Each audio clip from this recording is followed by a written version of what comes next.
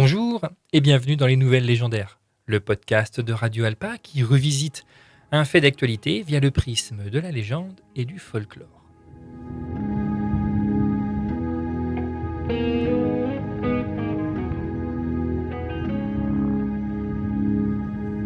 La légende des Danaïdes nous envoie en Grèce antique. Danaos fuit son frère Égyptos et décide de fonder une cité, Argos. Les deux frères se réconcilient et les 50 filles de Danaos, les Danaïdes, épousent les 50 fils d'Égyptos. Mais Danaos apprend par l'oracle qu'un de ses beaux-fils, fils d'Égyptos, le tuera. Alors ses filles alertées s'arment et massacrent leurs époux le soir de leurs noces. Hypermnestre, une des filles de Danaos, refuse de tuer son aimé, Lyncée, et lui permet de fuir. Celui-ci reviendra, tuant Danaos et les 49 Danaïdes, et régnera sur Argos avec Hypermnestre.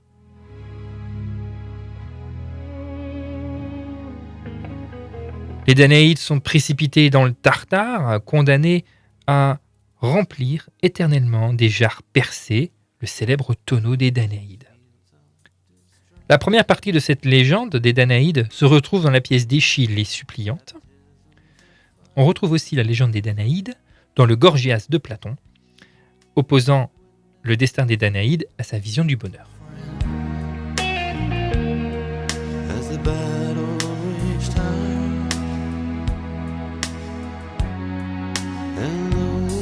Remplir un tonneau percé pour l'éternité, tâche ingrate, folle, qui nous rappelle Sisyphe, avec un côté un peu plus absurde encore que le premier. L'image des Danaïdes me vient à l'esprit quand je vois les gens sur les réseaux sociaux combattre des complotistes, que ce soit par l'humour, la moquerie, le sérieux des faits ou des fois l'insulte.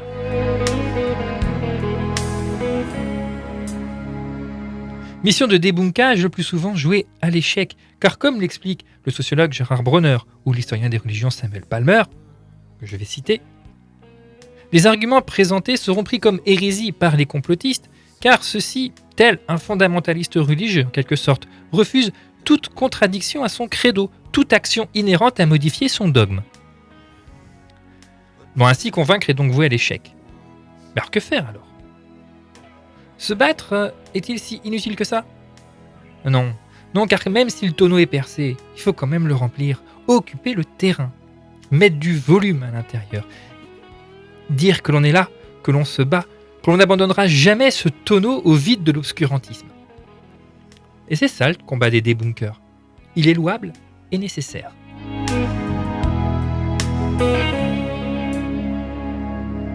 Les réseaux sociaux, Facebook, YouTube, commencent à comprendre le danger de ces individus, les complotistes, l'attaque du Capitole, à transformer ces gentils illuminés en danger pour la démocratie, pour le savoir.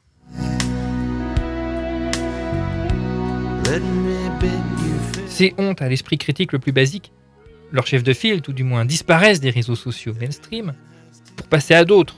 Mais bon, la monétisation, sur Odyssée par exemple, étant trop faible ou payée en bitcoin, donc c'est pas très intéressant pour qu'ils continuent à dire leurs inepties.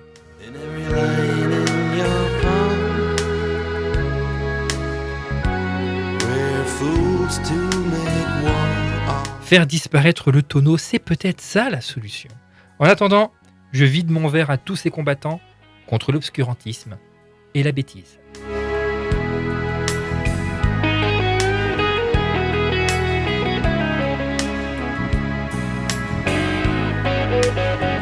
C'était les Nouvelles Légendaires, le podcast de Radio Alpa. À très bientôt pour une nouvelle légende.